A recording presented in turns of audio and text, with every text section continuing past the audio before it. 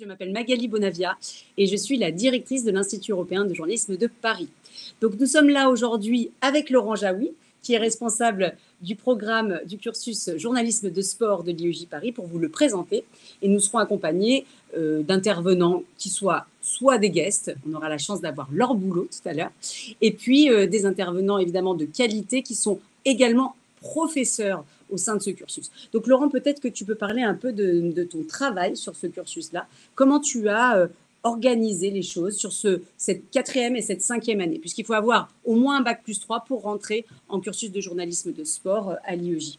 Alors, bonjour à tout le monde. L'idée de ce Master 1 et de cette 5e année de sport, il faut vraiment envisager les deux de manière liée. Hein. Il y a une corrélation évidente entre les deux cursus. C'est de passer du statut d'étudiant en journalisme de sport que vous avez eu ces dernières années à celui de journaliste étudiant en sport, apprenant, mais journaliste. Et le deuxième élément très important dans tout ce que vous allez découvrir au cours des minutes qui viennent, c'est bien de se dire que dans l'expression journaliste de sport, le mot qui est placé en premier a du sens, c'est journaliste. Vous êtes d'abord journaliste, vous n'êtes pas supporter, vous n'êtes pas des fans de sport, vous êtes d'abord des journalistes qui aiment le sport, qui ont une passion pour le sport et qui vont exercer cette passion pour le sport. On a à votre disposition des experts venus de tous les milieux, celui de l'audiovisuel, c'est-à-dire la télé et la radio, même si ce sont des termes aujourd'hui impropres, il faudrait dire l'audio et le son, voilà, l'audio et le vidéo, l'image et le son, et des experts de la presse écrite, des experts du web, des experts sur des domaines bien précis et très particuliers qui vont vous permettre d'avoir un degré de connaissance très précis, on développera tout à l'heure. Et puis lorsqu'on abordera la 5e année, sur le contrat de professionnalisation, l'alternance, il faudra bien évidemment parler aussi de la spécialisation qui sera la vôtre, parce qu'à un moment, il faut rentrer dans le dur, il faut aller plus loin dans les choses, et ce sera l'idée de cette 5e année. Alors, l'idée, c'est simple, on va vous décrire le programme, il y aura, comme vous l'a dit Magali, des intervenants, et puis évidemment, n'hésitez pas à interagir parce que c'est aussi le but de ces journées pour tous. Absolument. Et du coup, je vais vous présenter l'équipe de l'IEJ qui nous accompagne sur ce webinaire. Alors, je vais appeler tout de suite Laetitia Jaouen. Elle arrive tout de suite. Elle savait que j'allais l'appeler. Audrey Salin et Aurélie Bernard. Donc, Laetitia Jaouen est directrice des 4e et 5e années de l'IEJ Paris. Donc, elle a travaillé très conjointement avec Laurent pour organiser ce programme. Audrey Salin, qui est la directrice des relations extérieures de l'IEJ Paris, elle fera un point tout à l'heure sur l'alternance, puisque la 5e année se fait en alternance en 4/5e. Et Aurélie Bernard, qui est également directrice des études et qui s'occupe notamment des 1e, 2e et 3e années, puisque, comme je le disais en préambule, il faut avoir fait 3 ans de journalisme pour entrer en 4e, voire en 5e année ensuite à l'IEJ Paris. Alors, soit on a fait son bachelor à l'IEJ Paris et c'est assez naturel, soit on vient d'une école concurrente et il n'y a aucun souci, on n'est pas regardant. Ensuite, on va quand même vous demander un dossier de candidature pour voir votre niveau, parce qu'on n'a pas forcément le même programme dans toutes les écoles de journalisme. Et l'idée, c'est de voir si vous avez les prérequis pour suivre en 4e et en 5e année. Donc, nous allons peut-être commencer par notre présentation, si vous êtes d'accord, si tout le monde est d'accord. Alors, donc, nous allons présenter la 4e et la 5e année de journalisme de sport à l'IEJ Paris. Donc, la 4e année se fait ce qu'on appelle en initiale, en formation initiale. Donc, les étudiants sont là. Tiens, Laetitia, tu vas nous présenter un petit peu le parcours type d'un étudiant qui rentre en 4e année de journalisme de sport après un bachelor en journalisme plus général. Oui, donc en 4e année journalisme de sport, donc c'est une formation initiale, c'est-à-dire que donc vous avez cours du mois de septembre au mois de décembre, donc 16 semaines de cours. Et à l'issue de ces 16 semaines de cours, vous partez en stage à partir de janvier pour 6 mois de stage. Alors que sur la formation donc en 5e année, qui est une formation en alternance, donc là vous êtes, en ce qui concerne les journées de formation de septembre jusqu'à juin, avec une journée de formation par semaine qui sera le mardi, et les autres jours de la semaine, vous serez en entreprise. Merci Laetitia, c'était très clair. Alors Laurent, tu as vraiment déjà pas mal expliqué pourquoi on avait créé une 2e année. C'est quand même un tremplin vers l'employabilité encore plus fort de passer par l'alternance, parce que vous êtes quand même 4 jours en entreprise, c'est quand même pas rien. Donc, vous avez les pieds dans une entreprise. Vous êtes même employé de cette entreprise. C'est un contrat de professionnalisation mais vous êtes en contrat avec cette entreprise. Vous n'êtes plus considéré comme un étudiant, mais comme un apprenant. En fait, c'est comme si l'IEJ devenait le sous-traitant de votre employeur et puis qu'on vous formait sur d'autres points qui vous manqueraient pour vraiment faire votre métier le mieux possible. Alors, je crois, on va commencer par présenter, si tu veux bien, la 4e année, Laurent. Bien sûr. Peut-être que tu peux nous parler un petit peu de toi quand même. Allez, vas-y, rapidement. parle-nous un petit peu de toi. Moi, je suis journaliste depuis 1993. J'ai travaillé une dizaine d'années à la radio, Europe 1, RFI notamment, à plusieurs reprises. Et puis, j'ai aussi une quinzaine d'années d'expérience en télévision, l'équipe TV à la création de la chaîne, France Télévisions au service des sports pendant 8 ou 9 ans, et puis Canal+ depuis 2010 où j'ai exercé des fonctions d'encadrant, de responsable de rédaction. Donc voilà, j'ai un regard un peu spécialisé sport et c'est avec plaisir que j'ai, dans un premier temps, accepté d'intervenir dans cette école et puis à l'IEJ, puis dans un deuxième temps de prendre des responsabilités sur ce Master Sport avec Laetitia pour essayer d'organiser au mieux et de trouver des intervenants qui puissent répondre à vos besoins. Bon, voilà. Et maintenant, on peut rentrer dans le vif du sujet, évidemment. C'est une transition parfaite puisque tu parles d'intervenants experts. Alors, on va appeler nos premiers intervenants donc, qui travaillent, en tout cas qui enseignent sur la 4e année en sport. Rémi Reverchon, je crois qu'il est avec nous et qu'il est déjà connecté. Et Grégory Schneider, mais je ne sais pas s'il est encore arrivé. Donc, on va déjà accueillir avec plaisir Rémi Reverchon. Coucou Rémi. Salut tout le monde. Comment vas-tu? Tout va très bien. Religieusement, tout va très bien. Bon, alors tu sais que la plupart des jeunes qui sont férus de NBA t'attendent avec impatience, hein, parce que tu vas leur parler de beaucoup de choses. Alors, explique-nous un petit peu ce que tu enseignes à l'IEJ Paris en 4e année pour que les potentiels intéressés comprennent bien quel est ton périmètre. Alors, donc, moi déjà, je me présente, Rémi Reverchon, je suis journaliste sur Beansport. Mon truc, c'est donc le basket, la NBA. Et je bosse avec vous à l'IEJ depuis quelques années maintenant, où je donne des cours de plateau télé, de présentation télé, où je vous apprends en fait à appréhender un petit peu la caméra et le fait de passer devant. Parce que c'est vrai qu'on est habitué dans le journalisme à traiter l'info et être derrière, à travailler tout ce qui se passe. Et derrière la caméra, moi, je vous apprends cette autre facette du métier qui arrivera, je vous le souhaite, un jour dans votre carrière, où vous allez passer devant la caméra, que ce soit en situation de duplex, en déplacement à l'extérieur, sur un match, un reportage, peu importe, un événement sportif, un Euro de foot par exemple, ou si vous vous retrouvez un jour en plateau, à me piquer ma place et à présenter une NBA Extra. Justement, Rémi, tiens, j'ai une question. Comment on passe justement je dirais, de journaliste de sujet, même si on est formé, bien sûr, notamment à l'IEJ, on est vraiment formé à tout. On s'est passé devant la caméra, derrière la caméra, etc. Mais est-ce que ça avait été ton cas? Est-ce que tu avais été formé à tout ça? Ou est-ce que c'est ton appétence personnelle pour la présentation ou tout simplement parce qu'on est venu te chercher en disant, toi, tu ferais bien de l'antenne? C'est une bonne question, Magali. Moi, j'ai fait, on se dit tout, moi, j'ai fait l'école de journalisme à Tours et j'ai pas du tout été formé à passer devant la caméra, pas du tout. Je me suis retrouvé en fait à bosser en sortant de l'école à l'équipe télé, justement. Laurent, j'ai commencé là-bas à la Pige où j'étais ce qu'on appelle desker au début, c'est-à-dire que voilà, je venais à la rédaction et je faisais mes sujets dans la journée sur un match, un reportage, un événement, peu importe ce qui se passait dans la journée. Et puis un jour, comme tu le dis Magali, il y a eu des besoins, l'été arrivait, les journalistes titulaires prenaient leurs vacances, etc. Et donc il y a un directeur de rédac qui est venu me voir, qui m'a dit, écoute, est-ce que ça te tenterait d'essayer l'antenne, d'essayer de passer devant la caméra? Moi, comme je suis un peu curieux de tout, j'ai dit bah oui, avec plaisir, mais je ne sais pas faire. Et on m'a fait faire des essais et c'était catastrophique. C'était catastrophique. Et je ne comprends pas comment ils ont pu me conserver et me donner une deuxième chance.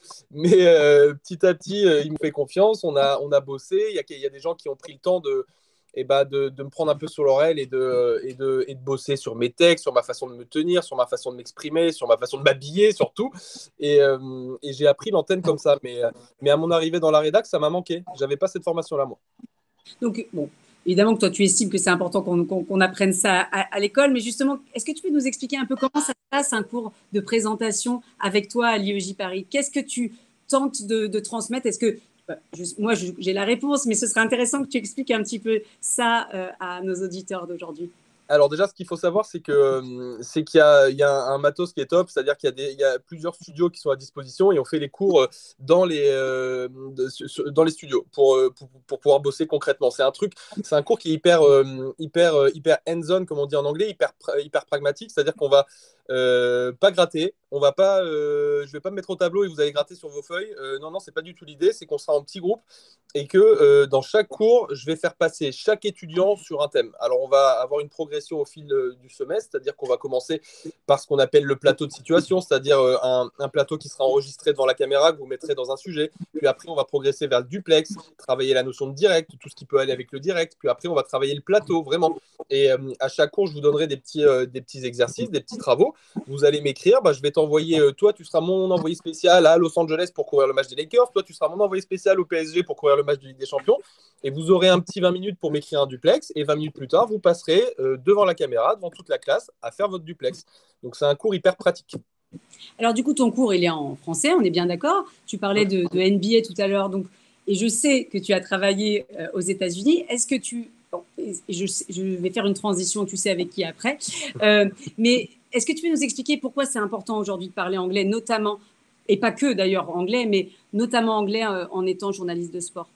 Alors, moi, je suis le paroxysme de ça parce que je bosse sur la NBA. Donc, évidemment, je suis en contact avec des Américains ou des gens qui parlent anglais constamment, mais vraiment quotidiennement. Donc, moi, c'est évident que voilà. Mais je vais élargir un petit peu à toute ma chaîne, à Beansport, par exemple. Un truc qui est marquant, c'est que quand le recrutement de la chaîne s'est fait, quand la chaîne s'est montée en 2012, ça a été monté par Charles Guitry et par des investisseurs qataris, notre président aujourd'hui est Nasser El Khelaifi, le président du PSG. Le directeur général de Beansport est un Qatari qui s'appelle Youssef Al-Obaidi, qui dirige la chaîne, le groupe Beansport d'ailleurs à l'échelle du monde. Quand il a recruté tous les journalistes en France, l'un des prérequis était de parler anglais couramment et tous les entretiens d'embauche se faisaient en anglais. C'est-à-dire que ceux qui ne parlaient pas anglais, alors on ne demandait pas à tout le monde couramment, ok, c'était pas le cas de tout le monde, mais on demandait aux gens de savoir se débrouiller, se faire comprendre suffisamment pour mener un entretien d'embauche. Et du coup, ça me fait une très belle transition avec un autre intervenant et un autre cours, mais tu restes avec nous, Rémi. On a une petite vidéo d'un intervenant qui fait justement son cours en anglais et pour tenter de faire travailler nos étudiants sur l'interview en anglais et puis sur le sujet en anglais. Alors, est-ce que, Audrey, tu peux nous envoyer la petite vidéo? Je ne dis pas de qui, je pense que tout le monde a compris, mais ce serait sympa que tu nous envoies cette vidéo, s'il te plaît.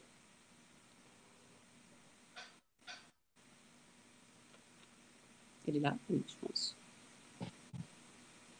Sinon, tu me dis au secours et je le fais. Hein. Ah, super. Bonjour à tous, c'est Nelson Montfort. Bienvenue ici au Stade Roland-Garros pour vous parler du Master Sport de l'IEJ. J'ai en effet le plaisir d'en être un de ses animateurs et ce depuis plusieurs années. Alors ça tombe bien que nous soyons ici parce que très concrètement, l'un de mes plaisirs les plus forts, c'est de rencontrer quelques anciens élèves ici à Roland-Garros, parfois dans d'autres événements, type championnat d'Europe, championnat du monde, Jeux olympiques, que sais-je. L'IEJ effectivement propose un enseignement très basé sur la pratique et non pas que sur des cours théoriques. Et puis, j'ai une petite cerise sur le gâteau, a little cherry on the cake. C'est qu'en fait, j'interviens en anglais. Alors si vous voulez en savoir plus, come and join me. À bientôt.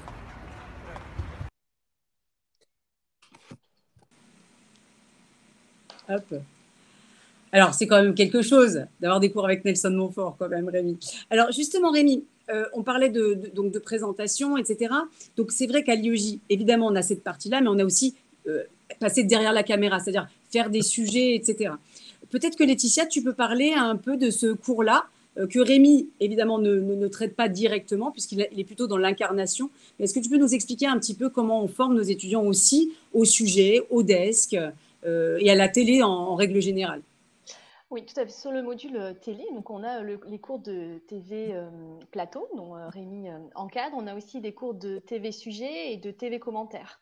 Donc le TV sujet, vous avez en fait tout au long de la formation des cours avec Charlotte Gabas, entre autres, avec Frédéric Viard également, ou avec Arnaud Romera.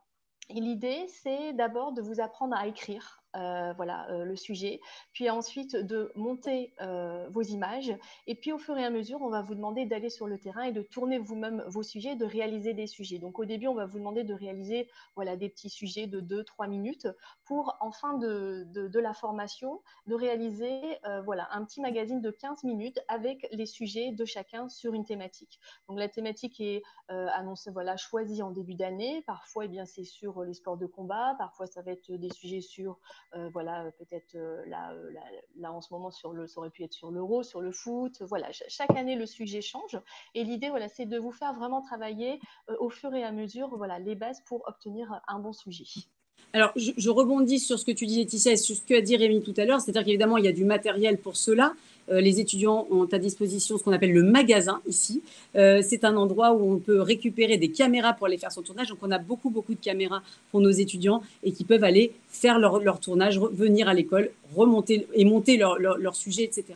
Rémi, j'en profite que tu sois encore là parce que tu vas peut-être pas rester très longtemps. Peux-tu nous dire aussi la relation que tu as avec les étudiants, parce que je pense qu'il y a beaucoup de jeunes qui pensent que tu viens de temps en temps comme ça furtivement, parce que les stars tels que Nelson ou toi, c'est une fois dans l'année, et je pense qu'ils se rendent pas compte que vraiment tu es un intervenant régulier, que tu as un cours régulier. C'est important peut-être que tu expliques le relationnel, parce que tu repères aussi des jeunes potentiellement dans tes classes. Donc est-ce que tu peux expliquer un petit peu ça aussi? Bien sûr, tu as raison. Alors déjà, je suis très flatté d'être mis au même niveau que Nelson Montfort, très honoré. Moi, j'ai un cours régulier, c'est-à-dire que depuis 3-4 ans maintenant, c'était tous les lundis que je voyais mes étudiants pendant 2 heures. Donc c'est quelque chose de clairement régulier. 2 heures par semaine, c'est pas rien. On se voit, il y a un suivi. On progresse tout au long du semestre ensemble. On a une quinzaine de cours selon les années, chaque année ensemble. Et ça permet d'apprendre à se connaître au-delà du boulot qui est fait. Tu as raison, Magali. En NBA, on appelle ça un scout. Un scout, c'est quelqu'un qui cherche des talents. On pioche un peu dans ce qu'on trouve. C'est-à-dire que la période, elle n'est pas simple, on le sait, dans ce métier-là. Et quand moi, j'ai besoin d'un stagiaire, quand j'ai besoin de quelqu'un qui a un petit truc en plus, que je sens... je sais pas, un peu curieux, un peu débrouillard, un peu tout ce qu'il faut pour bosser dans ce métier, on peut s'en servir. Clairement, je dis pas que la moitié de la classe passe en stage à Beansport chaque année, mais je retiens des noms. Il y en a certains au fil des ans qui sont venus, et on a des mecs pigistes réguliers aujourd'hui à Beansport qui sont passés par l'IEJ. Oui, tout à fait. C'est pour ça que je trouvais que c'était important qu'on le dise, parce que c'est un cercle vertueux. L'idée de créer tous ces masters ce qu'on appelait les masters à l'époque, qui sont aujourd'hui IEJ 4 et 5, c'était vraiment de la spécialité, mais aussi une possibilité pour nos étudiants de se faire remarquer, repérer par des intervenants qui potentiellement pourraient parler d'eux dans leur rédaction. Et ça se fait tellement naturellement que c'était important quand même de le signaler. Alors Rémi, toi tu t'occupes de la partie télé, et puis on a un intervenant qui est là aujourd'hui avec nous, qui s'appelle Grégory Schneider, que tu connais bien. Et Grégory, si il est connecté, il travaille pour nous, en tout cas à l'IEJ, sur la partie presse écrite, puisqu'il travaille pour Libération. Il est évidemment également sur l'équipe, tout le monde la connaît sur la chaîne L'équipe, mais à Libé, en tout cas, sur son écriture, il est très connu sur son écriture, et c'est un très très bon journaliste. Et du coup, on va peut-être lui laisser la parole s'il arrive à se connecter, Audrey. Il y a toujours un petit temps de latence, mais bon, tout le monde connaît les webinaires. Hein, c'est jamais du direct hyper lissé comme à la télé, n'est-ce pas? C'est moins lisse parfois à la télé qu'on peut le penser. Alors, on t'entend pas, Aurélie, on t'entend pas. En attendant que Grégory se connecte, j'ai une question de la part d'un étudiant pour Rémi. Rémi, on me demande si tu peux raconter une journée type à Bein pour toi. Quel est ton rythme? Tout le monde se pose la question du décalage horaire avec les matchs de NBA, pour tout te dire. Dans le chat, comment tu fais pour vivre à l'heure française et à l'heure américaine? Peux-tu nous expliquer? Alors, il ne faut pas aimer dormir, déjà, premièrement. Le sommeil, c'est pas trop mon truc. Ensuite, nous, ce qu'on a, c'est qu'on a une émission qui s'appelle NBA Extra, qui est une quotidienne, qui est notre cœur de métier. Tous les jours, j'en sors là, de 12h45 à 13h30. Je l'ai fini il y a 1 heure, là. qu'on commence à préparer tôt le matin. On a rendez-vous, on se retrouve à 9h avec toute la rédac le matin et toute l'équipe de l'émission et on prépare l'émission. C'est très rapide parce que les matchs viennent de se terminer dans la nuit et on a à peine 3h40 à peu près pour préparer chaque émission. Donc ça, c'est le cœur du métier. Le truc après, c'est que pour pouvoir parler des matchs, il faut bien en regarder autant qu'on peut.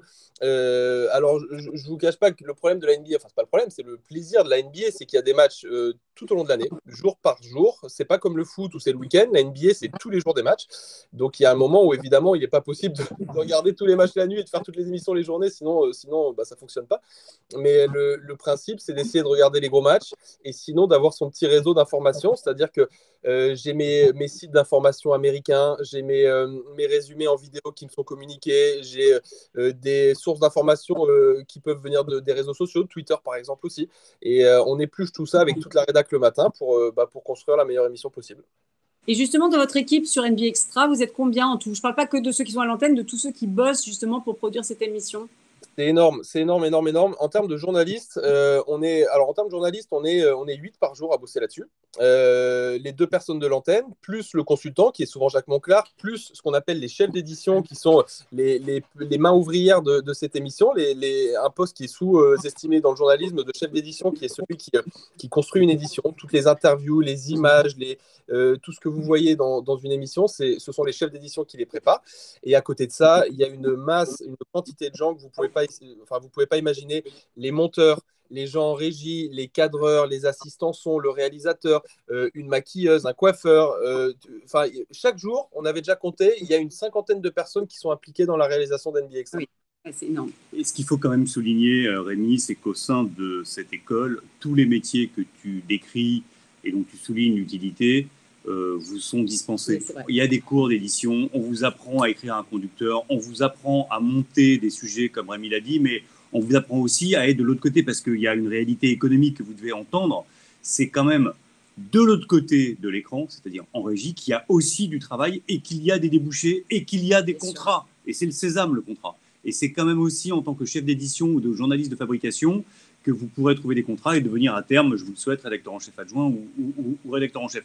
On essaie de prendre en compte la globalité du métier dans la manière de l'enseigner. Alors, est-ce que Aurélie ou Audrey, vous pouvez nous dire si Grégory Schneider est en ligne? Parce que sinon, on enchaîne. Et j'ai... oui. Alors, il est là, il est connecté, mais il n'arrive pas à déverrouiller la caméra et le micro. Donc, malheureusement, ah oui, c'est embêtant. C'est pas possible. On est sur le coup. On est sur le coup, Magali. On est sur le coup. Bon, on va enchaîner parce qu'on a notre guest qui est venu nous rendre visite et qui est déjà en ligne. On a la chance aujourd'hui qu'elle vienne nous faire un coucou pour nous expliquer un petit peu pourquoi c'est important aujourd'hui d'être formée à ce métier, puisqu'elle est d'abord, comment dirais-je, footballeuse professionnelle avant de passer à l'antenne ou d'analyser des matchs, en tout cas en direct. J'aimerais qu'on accueille tout de suite Laure Boulot, qui nous fait l'amitié, la gentillesse et la générosité d'être avec nous aujourd'hui. Alors, est-ce que Laure est connectée? Elle me dit que oui par texto, donc forcément elle est là. Et Laure, elle va savoir allumer sa caméra. Voilà. Laure, elle sait allumer sa caméra. Voilà. J'aime bien la confiance que Laurent Jaoui me porte. Toujours. Laure, on a eu la chance de se rencontrer il y a quelques années lorsqu'elle terminait sa carrière et on lui a proposé de venir travailler à Canal+. On a été tellement séduit par le personnage qu'on lui a tout de suite proposé de participer au Canal Football Club, pas passer par des cases intermédiaires et d'aller directement sur la grosse case de Canal. Laure, c'est très très bien que tu sois avec nous aujourd'hui, avec les étudiants de l'IEJ, parce que ton regard est important. Tu es une ancienne sportive de très haut niveau, tu as été internationale en équipe de France de football, et maintenant tu côtoies des journalistes. Et j'ai comme le sentiment que tu te spécialises aussi vers ce métier, puisqu'on le sait, tu tournes des sujets, tu tournes des magazines pour le digital de Canal, pour PSG TV, donc tu as un regard expert. Est-ce que tu as vu le métier de journaliste évoluer au cours de ces dernières années? Déjà, bonjour à tout le monde. Moi aussi, je suis contente d'être là. C'est un peu un honneur de parler à des étudiants, parce que c'est vrai que moi, je suis un peu autodidacte de la profession, on va dire ça comme ça. J'ai appris grâce justement en côtoyant des journalistes de qualité. Et c'est en observant et avec beaucoup d'humilité que j'ai réussi à avoir quelques tips pour réussir ma reconversion. Et je pense que c'est pas fini. En ce qui concerne l'évolution, oui, j'ai l'impression que je vais vous parler plutôt de ce que je fais pour la nouvelle génération. J'ai commencé, quand j'ai arrêté le foot, à faire des pastilles qui s'appelaient l'Instant L'Or et maintenant aujourd'hui aussi sur Canal+, qui appelle 24 heures de boulot.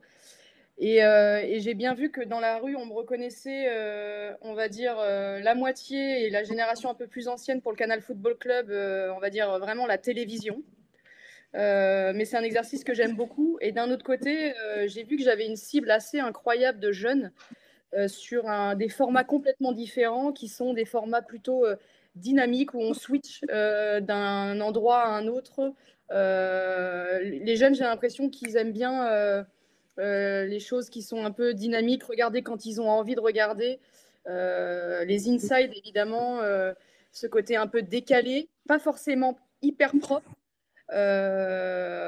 au niveau de la façon dont c'est filmé, mais ils veulent quelque chose d'authentique. Et c'est ça que j'ai reconnu, en tout cas dans ma façon de travailler sur ces pastilles-là. Et c'est cool d'avoir cette partie télévision et cette partie, on va dire, digitale, mais qui peut s'adapter en télé, qui s'adapte à des générations qui sont plus jeunes.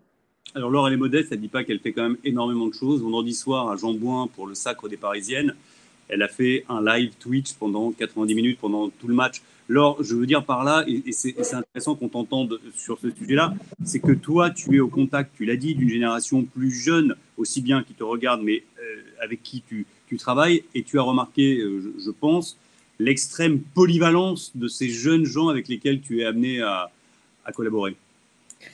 Oui, donc sur Twitch, ça c'est avec le Paris Saint-Germain. Donc là, on a fait un live Twitch pendant, même plus de 90 minutes parce qu'il y a eu l'avant-match, l'après-match et comme il y avait la remise. En fait, c'est assez libre et c'est ce que j'aime aussi sur ces plateformes-là avec Twitch. C'est beaucoup moins, on va dire, protocolaire. Et je travaille avec un présentateur qui s'appelle Arsène, qui est un gars très jeune. Il a 25-26 ans. Et en fait, c'est vrai que je suis assez impressionnée de sa capacité d'adaptation et le fait de lire un chat en même temps, répondre à des jeunes, parce que c'est ça la grande force des médias de demain, c'est de pouvoir présenter une émission et en même temps avoir cet échange avec l'auditoire. Il sait tout faire, quoi. Il met en place son système, il met en place, il a son iPad, on a aussi des caméras qui vont être fixées, et quand il fait les lives chez lui et qu'on est connecté à distance, il fait la régie lui-même, en fait.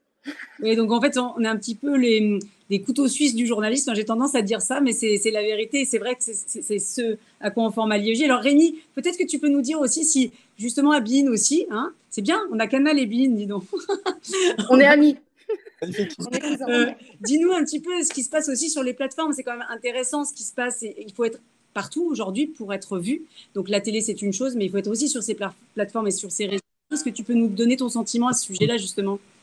Bah, c'est évident, mais vous le savez tous, je pense maintenant que ça fait partie du job. On a besoin d'exister sur la télé parce que moi, je fais partie des gens qui restent persuadés que la télé continuera à exister, notamment grâce au sport, pour cette notion de direct. Mais on a besoin d'exister sur toutes les plateformes digitales. Ça, on l'a intégré depuis longtemps.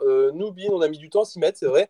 Mais maintenant, on s'y met. Et à côté de l'émission, je vous ai parlé tout à l'heure, par exemple, NBA Extra qu'on fait tous les jours, qui est la base de notre taf, on produit des contenus digitaux dans tous les sens. Jacques Monclar, qui est notre consultant star à Beansport sur la NBA, produit chaque semaine une pastille qu'il appelle Overtime. C'est 6 minutes de lui qui raconte son humeur sur l'actu NBA, par exemple. Moi, j'ai longtemps produit un truc qu'on appelait Be Inside USA, où on parlait de l'actu qui se passait, l'actu sportive aux États-Unis, de tous les sports possibles. C'est des petits formats de 3-4 minutes, tu vois, qui sont faciles à regarder sur ton téléphone dans le métro quand tu veux, où tu veux. Il y a cette notion-là, il y a la notion de direct. Alors, je sais que malheureusement, grâce à la période, on s'est habitués tous à cette notion de Zoom, de Skype et compagnie. Ça, nous, sur la NBA, ça fait longtemps qu'on le faisait parce que pour avoir un lien, par exemple, avec nos joueurs français de la NBA pendant la saison, Et ben, le meilleur moyen de faire ça, c'était en Skype ou en Zoom, c'est-à-dire que ça fait 5-6 ans déjà que tous les dimanches, dans mon émission du dimanche soir, j'avais un Français qui, à la mi-temps du match, venait donner de ses nouvelles en direct par Skype. Donc voilà, la notion digitale, elle est hyper importante. Je vous apprends rien en disant ça, mais on doit l'intégrer dans le boulot. C'est-à-dire que quand vous arrivez à la ouais, vous bossez sur la NBA, ok, on veut améliorer NBA Extra, c'est bien, mais il faut réfléchir à tout le digital aussi, quoi. Très bien. Alors, du coup, Laetitia, est-ce que je peux te demander de déconnecter ta caméra et ton micro parce que tu reviendras tout à l'heure, mais on va passer une petite… on va peut-être appeler notre ancienne étudiante, Flora Moussi, du Master 1, si vous êtes d'accord, Laure et Rémi. Alors, on va passer d'abord une petite pastille pour que… Voilà. On se remette en tête qui est Flora, même si la plupart des jeunes la connaissent et qu'elle présente sur RMC Sport. Mais c'est important pour remettre un peu son visage en tête. Et puis ensuite, on la fera témoigner, puisqu'elle a été étudiante à l'IEJ et qu'elle est passée par le master de journalisme de sport et ensuite, évidemment, par le groupe Canal. Tout à fait. Alors, est-ce que, Audrey, tu peux nous passer la petite pastille sur Flora? Et puis, si on peut avoir Flora en ligne, ce serait génial. Allez, salut à tous, nouvelle grande après-midi de Première Ligue pour la suite et la fin de cette 4e journée. Arsenal dans quelques instants face à Sheffield. On va vous montrer rapidement la composition des Gunners concoctée par Mikel Arteta. Il y a du changement. Manu aujourd'hui, ils ont joué effectivement cette semaine aussi, donc il y a beaucoup de matchs qui s'enchaînent. Effectivement, allez, Norwich-Chelsea, c'est l'affiche qui nous intéresse dans un peu moins d'un quart d'heure maintenant. Et puis on se plongera aussi, messieurs, déjà dans le choc de cette 3e journée qui nous attend tout à l'heure à 18h30 entre Liverpool et Arsenal. À tout de suite. Super. Alors, du coup, je ne sais pas ce qui se passe. Je pense qu'il y a des gens, tu sais, on va mettre des points. Il y a Laure Boulot qui arrive à se connecter super facilement. Rémi Reverchon qui arrive à… Grégory Schneider, on l'a perdu. Il est là, mais voilà. Et alors, Flora Moussi, apparemment, elle a un problème, Aurélie aussi, c'est ça? Et oui, mais on va s'en sortir. D'ailleurs, j'ai une question pour vous, Rémi et Laure. J'en profite parce que moi, du coup, je peux poser mes questions d'un étudiant qui s'appelle Alexis. Alexis, il demande si vous savez, quand vous êtes en direct, combien de personnes vous regardent. Est-ce que vous savez simultanément, je veux dire, en direct, si vous savez qu'il y a le nombre de téléspectateurs que vous avez devant vous. Voilà une question qu'il se pose. Alors, j'imagine que vous allez pouvoir lui répondre. Vas-y, Laure, je t'en prie. Tout dépend un peu de la plateforme. Là, on parle de digital, quand on fait un live Twitch, par exemple, ou le canal. Je pense que oui. Oui, j'imagine qu'il sous-entend ça, oui. Ok, parce qu'en télé, on ne sait pas, mais le lendemain, on nous dit il y a eu tant d'audience. Et par rapport au digital, quand je fais un live Twitch, Arsène le voit, mais moi, je ne le vois pas. Franchement, en fait, j'ai pas trop envie de savoir parce que je me dis que j'ai pas envie de dénaturer le live que je suis en train de faire en fonction du nombre de personnes qui sont là. S'il y en a pas assez, j'ai pas envie d'être frustrée de me dire qu'il y a pas assez de monde. Et s'il y a beaucoup de monde, j'ai pas envie de stresser. Donc voilà, je laisse mon instinct faire le reste. Après, quand j'ai déjà fait des lives Instagram, on voit que ça s'affiche. Donc, mais je vais pas bloquer sur ce chiffre pour pas que ça me perturbe. Après, c'est aussi une adrénaline de voir qu'on a du public, j'imagine. Enfin, c'est stressant et à la fois, est-ce que ça vous le galvanise pas l'un et l'autre pour donner encore un peu comme un comédien qui est sur scène et qui se sent porté par le public? Est-ce que ça marche quand on est présentateur de sport? J'y vais, je me lance. Écoute, est-ce que tu es galvanisé? Je pense que tu as raison. Sur le côté, comme un sportif, Laure répondra mieux que moi, mais on sait, alors même quand tu es en télé, c'est vrai qu'on n'a pas les audiences évidemment en temps réel, mais tu sais quand tu es dans un grand soir ou pas. Je pense que Laure, tu vois, elle sait très bien quand elle fait PSG-OM, c'est pas la même chose que quand elle fait n'importe quel autre CFC. Moi, c'est pareil. Quand on est sur les finales NBA, on sait bien qu'on va être plus regardé sur le All-Star Game, sur un gros match Lakers-Clippers, un dimanche soir où il n'y a pas de foot en face, on sait très bien qu'on va être plus regardé. Et moi, j'aime bien. Moi, je fais partie sans doute de cette salle de journalistes sportifs qui sont des sportifs ratés et qui, du coup, cherchent cette adrénaline qu'ils n'ont pas pu trouver dans leur carrière de sportif. Et je la trouve dans ces moments-là, ouais. Et moi, j'aime bien ça. Alors, moi, merci Rémi. C'est intéressant ce que tu viens de dire sur les journalistes qui se prennent pour des sportifs ratés parce que c'est important d'avoir le regard que les non-journalistes portent sur les journalistes. Et c'est pour ça, alors, que je voulais savoir si toi, tu avais été surprise en découvrant de plus près l'univers journalistique, et est-ce qu'il y a des aspects qui t'ont plus stupéfait ou surpris que d'autres? Je veux dire aussi par là, ce qu'on ne sait pas toujours, cette extrême connaissance qu'ont les journalistes de tout un tas de domaines, même s'ils ne parlent que d'un seul domaine. Je pense que tu as dû, toi, remarquer ça depuis que tu es en rédaction, depuis 4 saisons maintenant. Oui, encore plus là pour le coup en télé, plutôt à Canal+ pour le CFC, où c'est un TGV en fait l'émission. Donc bon, quand je suis arrivée, j'ai vu que j'arrivais dans une grosse machine, et puis si on peut parler d'Hervé Matou, qui est quand même une sacrée pointure, j'étais assez impressionnée effectivement par sa capacité à connaître un peu tout sur tout, et en même temps il arrive à avoir cet aspect naturel, mais il connaît ses sujets, il est très cultivé, parce que je pense que quand on présente une émission, il faut aussi avoir beaucoup de recul sur le passé de certaines équipes. J'ai été impressionnée de voir comment on prépare un conducteur, parce que bon, après il y a différents consultants, c'est vrai qu'il y a des consultants qui vont arriver et juste faire l'émission. Moi j'aime bien arriver tôt pour savoir ce qu'il va y avoir dans l'émission. Au dernier moment, il y a une actu qui tombe, donc il faut aménager tout le conducteur. C'est toute cette capacité d'adaptation finalement qui est proche du sport, parce qu'il faut tout le temps s'adapter dans le sport de haut niveau aussi. Mais c'est vrai que c'est beaucoup plus de travail que ce que je pensais, mais on a souvent cette impression-là quand on va voir un peu plus près le travail de l'ombre. Quand j'ai arrêté le foot et que je me suis rendu compte à la direction sportive, le travail que ça demandait de gérer une équipe, c'était un peu la même sensation où il faut penser à tout, il n'y a pas de détails, quoi. Quand il y a une émission qui fonctionne, il n'y a rien qui est mis au hasard. Je parle même du plateau, je parle de la tenue, je parle de tout pour que l'émission soit un réel succès. Donc voilà, mais ça aurait été intéressant d'avoir Hervé, parce que c'est vrai que lui, je l'appelle Rolex. Il gère son émission comme une Rolex, en essayant de trouver quand est-ce qu'il faut lancer tel consultant. Il faut aussi avoir, je vais terminer là-dessus, désolée, je suis un peu longue sur ma réponse, mais il y a aussi une intelligence émotionnelle et relationnelle pour le journaliste, de connaître ses consultants, savoir quand les lancer, sentir aussi avec son feeling quand est-ce que Dacour va être plus à l'aise qu'un Habib Bey sur certains sujets. Donc voilà, il faut aussi avoir cette intelligence-là au-delà du côté scolaire. Je pense que il faut un aspect artistique, si je peux me permettre.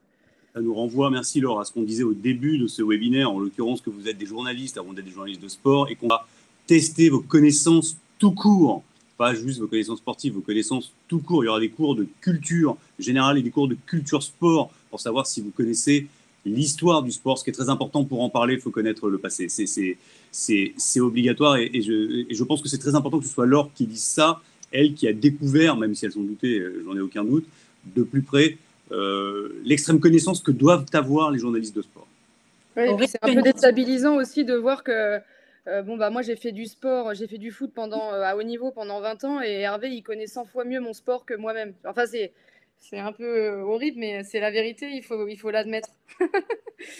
C'est comme ça, c'est des bibles, je les appelle, les Gauthier Kunzmann. C'est des petits jeunes qui arrivent aussi dans le métier, où ils étaient pas nés, ils connaissent déjà les scénarios de certains matchs du passé, quoi. Donc voilà, c'est vrai que ça leur donne une vraie plus-value de connaître très bien leur métier et le sport. Flora Moussi, on te voit dans le bon sens, Flora. Ma pauvre Flora, ça a l'air compliqué aujourd'hui. J'ai l'impression qu'Audrey, elle a fait une technique pour qu'on puisse te voir quand même. Alors vas-y, on a besoin un peu de ton témoignage. Est-ce que tu peux décrocher ton micro, Audrey, parce qu'on n'entend pas Flora du coup. On la voit, mais on l'entend pas. Voilà, maintenant on va l'entendre. Là, tu m'entends? C'est bon? Parfait, merveilleux. Tu es à l'antenne. Ça bug un peu parce que je pense qu'on est passé par deux choses pour que tu arrives, mais en tout cas, on te voit. En fait, Flora, ce qu'on voudrait, c'est un peu ton témoignage d'ancienne étudiante de l'IEJ 4, puisque toi, tu as fait la 4e année de journalisme de sport. Est-ce que tu m'entends toujours? Et surtout, est-ce que tu peux nous donner un peu ton ressenti par rapport à tout ça? Et qu'est-ce que un peu ton parcours après l'école, qu'est-ce qui s'est passé pour toi? Parce que ça a l'air de se passer plutôt pas mal. Ça va, je me plains pas. Bonjour à tous.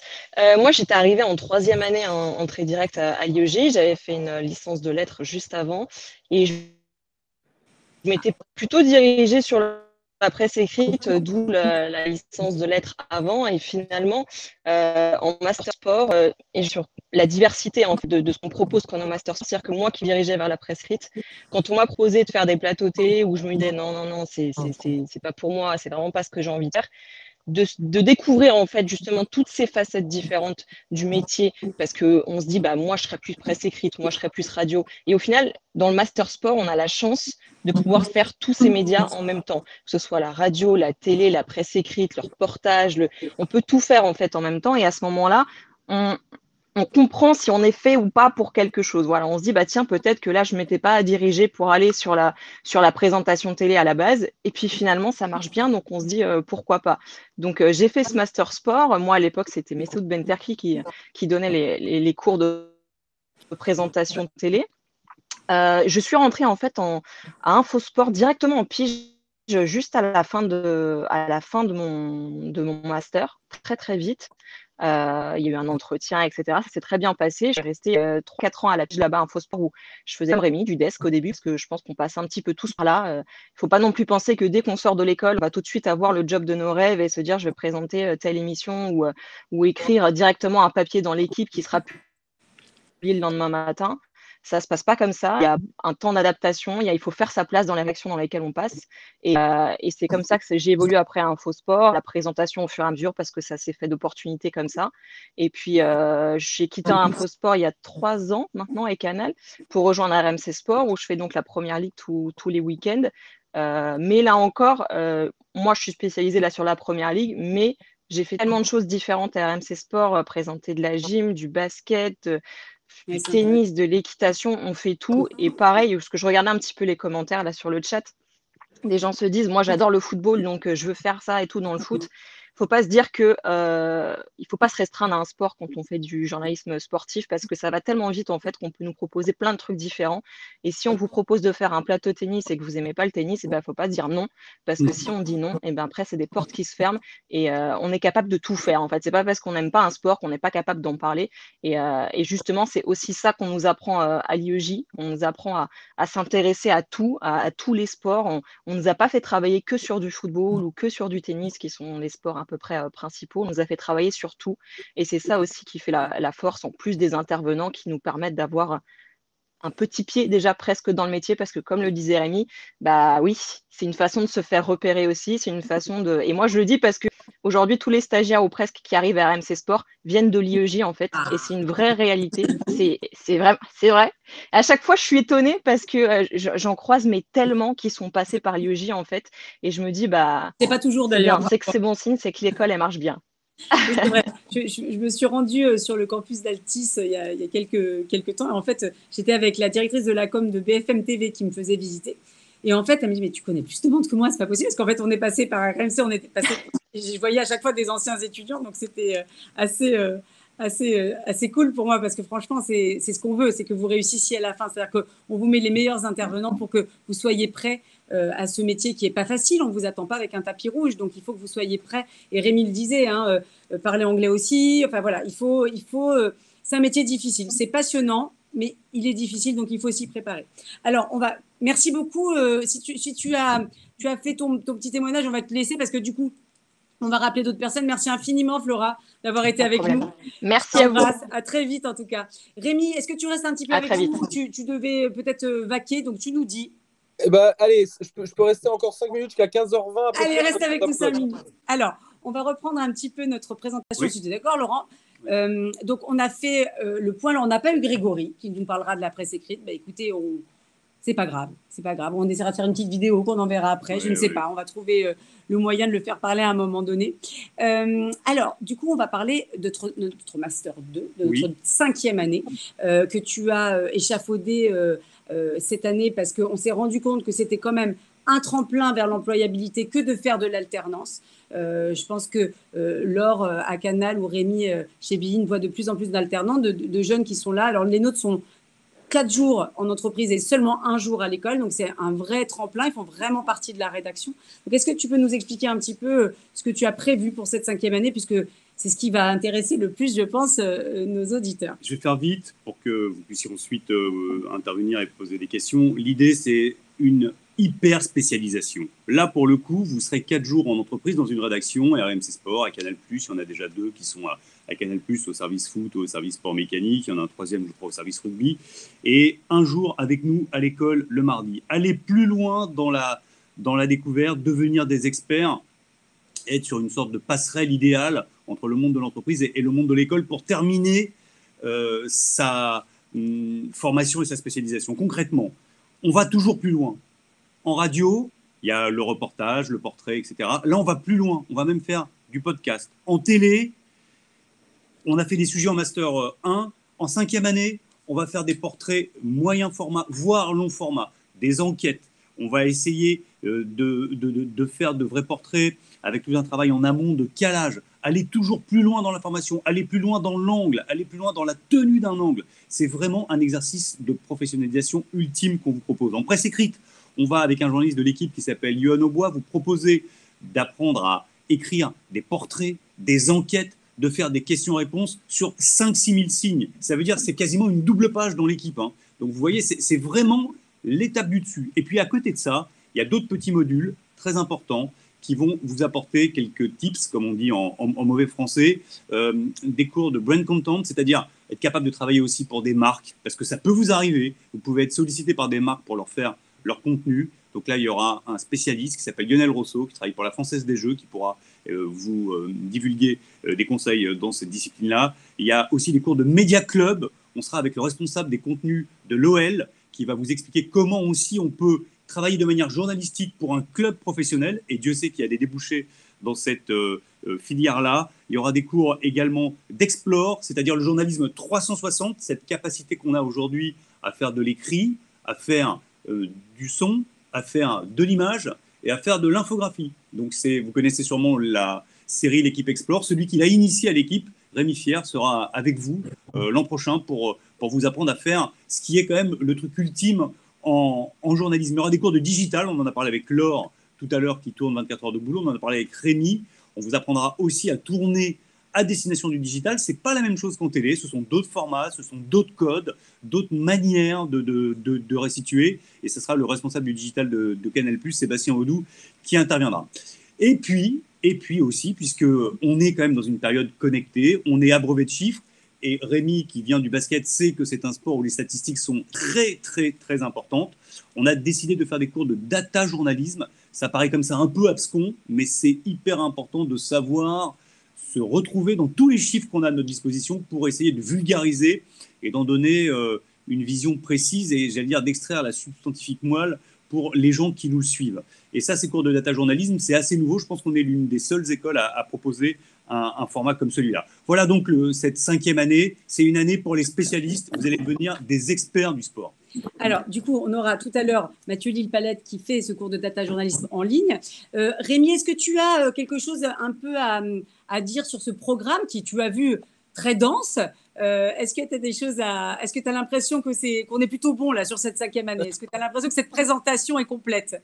Ouais, je trouve ça cool parce que le nerf du truc, le cœur même du truc, c'est évidemment de mettre le pied dans la boîte. C'est-à-dire que moi, je peux vous apprendre tout ce que je peux essayer de vous apprendre dans mes cours de présentation télé. Ce qui vous formera, c'est le jour où vous serez en stage ou en alternance chez nous à Bein et que vous serez 4 jours par semaine à la rédac en train de préparer une vie extra avec nous. C'est là que vous découvrirez vraiment le métier. Donc, je trouve ça vachement bien de lancer ce segment-là. Je trouve ça hyper important.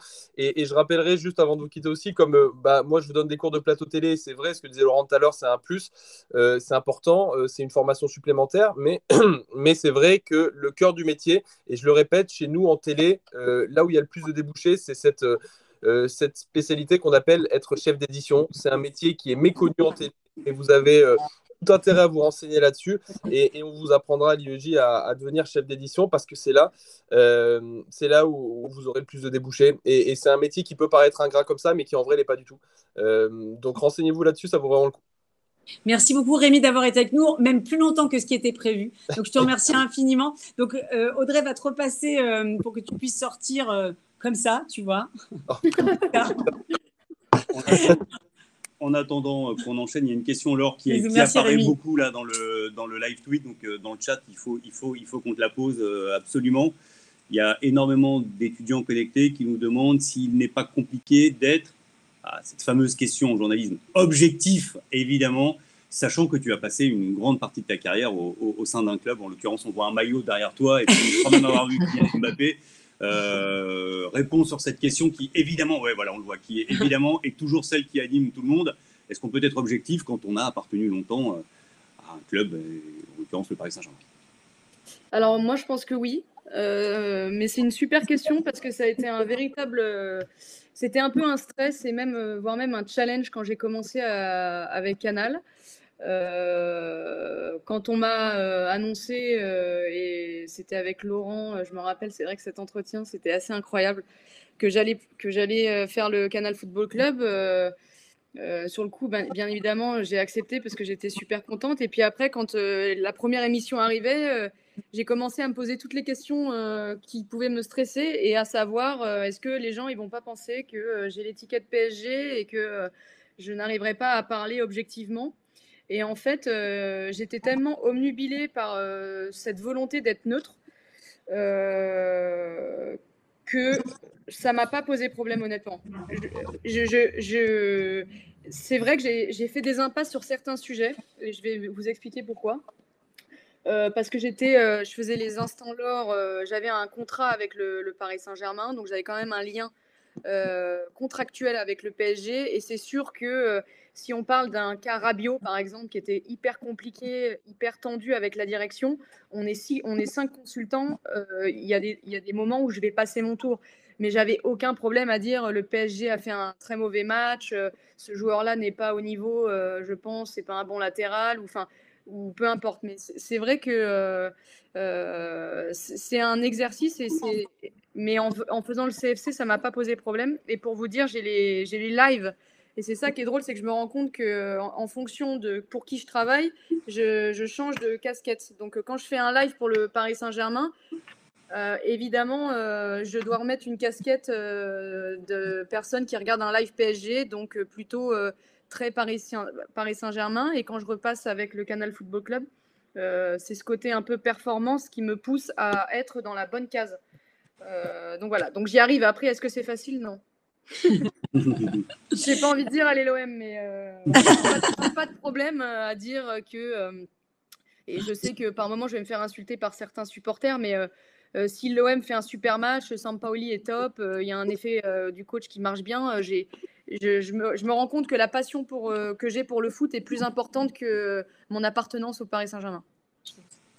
Alors, Mathieu Lille-Palette nous a rejoint. Bonjour Mathieu. Mathieu dont on parlait tout à l'heure. Bonjour Magali, bonjour à tous. Bonjour. Est-ce que tu peux le présenter? Oui, bien sûr. Que Mathieu Lille-Palette, c'est le vice-président d'Opta. Opta, c'est un institut, un organisme qui fournit les statistiques que vous lisez souvent dans les journaux que vous entendez, dont vous entendez parler. C'est le principal organisme qui traite de manière statistique le sport et le foot en l'occurrence, pas que le foot, mais là on va rester sur le foot. C'est important, Mathieu, que tu sois avec nous parce que tu vas intervenir l'an prochain en 5e année et tu vas dispenser des cours de data journalisme. Ce qui nous a intéressé avec toi, c'est la capacité que tu as à expliquer à des étudiants qui ont plein de chiffres à leur disposition et qui vont devoir hiérarchiser, choisir, renoncer, classer, ce qui sont quand même des mécanismes de base du journalisme. Absolument, et merci beaucoup d'avoir pensé à moi pour cet exercice, parce que c'est effectivement très important pour nous, Opta, en tant qu'institution, de faire en sorte que les premiers utilisateurs de nos data, en tout cas dans le monde des médias, puissent les appréhender du mieux possible et les retranscrire, les partager avec une audience en maîtrisant les outils qu'on leur met à disposition. Donc effectivement, j'aurai le plaisir de proposer un cours sur le data journalisme l'année prochaine. L'objet, il est de familiariser les étudiants avec le sujet data. Ça commence pas à l'utilisation, ça commence sur la partie technologique, la collecte, c'est-à-dire d'où viennent ces data, comment on fait déjà pour les collecter avant de les mettre à disposition. Et puis ensuite, on s'intéresse au type de produits qui existent et les clients qu'on va toucher. C'est-à-dire que travailler avec les médias, pour nous, c'est un pan de notre métier, mais on a la chance d'être dans une situation de produire quelque chose qui est utilisé par l'écosystème du sport tout entier. C'est-à-dire que si je prends le Paris Saint-Germain, c'est aussi bien un client sur la partie média. J'imagine que Laure est déjà tombée sur 2-3 data opta à l'occasion de ce qu'elle fait dans les équipes médias du PSG. Mais on va aussi travailler avec le staff technique, par exemple, avec les directions sportives sur le recrutement. Donc, c'est assez transversal. Et dans notre métier, en fait, tout ça est assez poreux. C'est-à-dire que ce qu'on va faire avec les équipes, ce qu'on va faire avec l'industrie des par exemple le betting, ça va avoir une influence dans les médias, dans la manière de l'appréhender. Et c'est d'offrir et de donner aux étudiants une vision complète de notre métier, de tout ce qu'on fait. Et puis ensuite, en fin d'intervention, de se recentrer sur l'utilisation des datas dans les divers métiers du journalisme. Je suis très content que Rémi ait mentionné notamment les chefs d'aide. Parce qu'effectivement, tu sais bien ça, Laurent, il y a plein de gens qui touchent aux data. C'est pas simplement le présentateur ou le commentateur. Ça touche aussi bien la préparation que la post-prod. Et ils vont retrouver, quel que soit le sport qui est couvert, ces data un petit peu partout dans ce qu'ils font. Donc, je serais très heureux d'en parler avec eux dès l'année prochaine. Quel que soit le sport et quel que soit le média, presse écrite, télé, radio, on va toujours…